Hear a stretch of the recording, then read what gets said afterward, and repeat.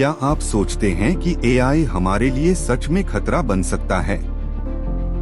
आज हम इसी पर बात करेंगे। एआई यानी आर्टिफिशियल इंटेलिजेंस ने हमारी जिंदगी के तरीके पूरी तरह बदल दिए हैं। कैसे हम काम करते हैं, कैसे सीखते हैं और कैसे रोजमर्रा के निर्णय लेते हैं। लेकिन क्या ये हमेशा सुरक्षित है? क्या ये कभी खतरा बन सकता है? आज हम देखेंगे कुछ वास्तविक घटनाएं जो यह दिखाती हैं कि एआई के फायदे के साथ साथ इसके खतरे भी हैं। और हाँ, ये सिर्फ थियोरेटिकल बातें नहीं हैं, बल्कि असली दुनिया में हुए हादसों की कहानी है। सबसे पहले बात करते हैं उस हादसे की जिसने पूरी दुनिया को हिला दिया। मार्च 2018 अमेरिका एरिज़ोना, एक उबर की सेल्फ ड्राइविंग कार ने इलेन हर्सबर्ग नाम की महिला को टक्कर मार दी और उनकी मौत हो गई। सुनकर ही दिल बैठ जाता है। सोचिए, एक कार जो खुद चलती थी, इंसान को सही से पहचान नहीं पाई। यह सिर्फ तकनीकी गलती नहीं थी, बल्कि एआई की सीमाओं का सबसे बड़ा उदाहरण था। इस हादसे के बाद उबर ने अपने ऑटोनॉमस वाहन पर टेस्टिंग पूरी तरह रोक दी। टेस्ला की ऑटो पायलट तकनीक के भी कई मामले सामने आए। 2016 में फ्लोरिडा में एक Tesla model S auto pilot mode में थी और अचानक एआई ने एक ट्रक के सफेद हिस्से को आसमान समझ लिया। परिणाम, ड्राइवर की मौत। इन घटनाओं से यह साफ हो जाता है कि जब एआई को असामान्य परिस्थिति में निर्णय लेना होता है तो यह हमेशा सही नहीं होता।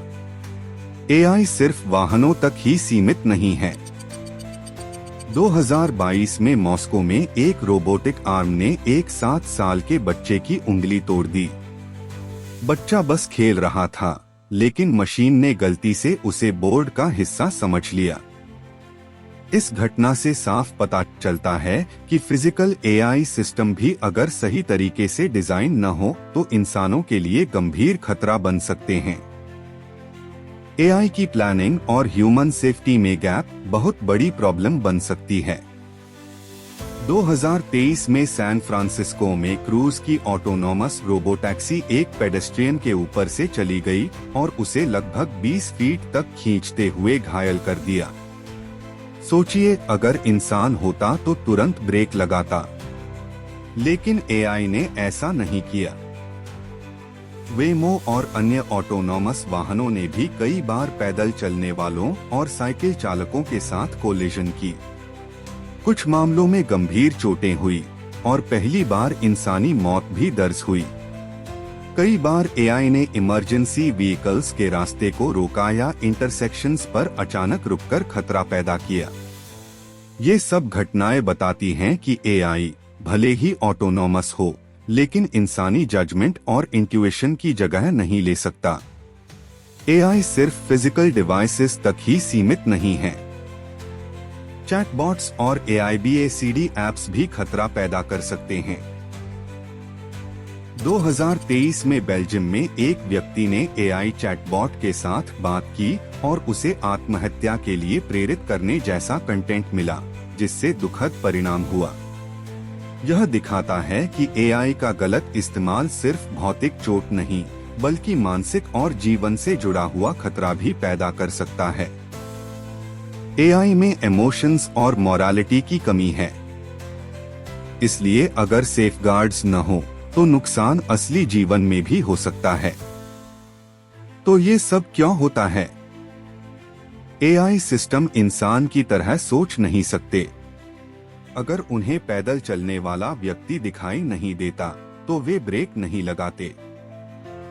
अगर उन्हें इमरजेंसी में निर्णय लेने की क्षमता नहीं मिली तो वे गलती कर सकते हैं।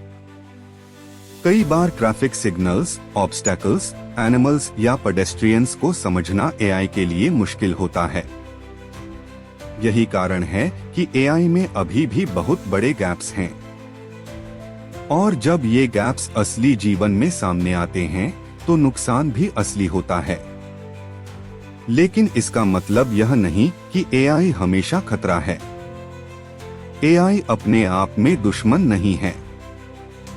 समस्या तब आती है जब इसे सही सेफ्टी फ्रेमवर्क और नियम के बिना डिप्लॉय किया जाता है। एआई के फायदे भी बहुत हैं। ट्रैफिक मैनेज करना, कॉम्प्लेक्स कैलकुलेशंस करना, learning tools, health care diagnostics, ये सब एआई से आसान हुए हैं।